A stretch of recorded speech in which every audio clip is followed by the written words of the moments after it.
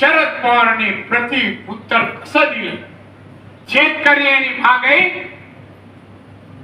यासाठी मी अस्वस्थ होतो.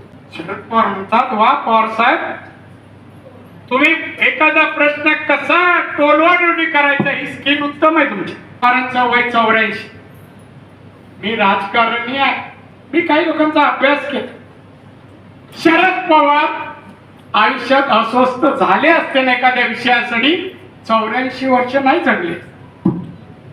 माणसाला आजकाल हवामानामुळे अस्वस्थ झाला काय 50-55 वर्षात का अटॅक येतो, माणसं जातात.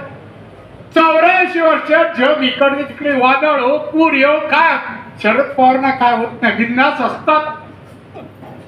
आणि आमच्या मोदी साहेबांना उत्तर नाही, तुमचं सरकार गेल्याशिवाय माझी अस्वस्थता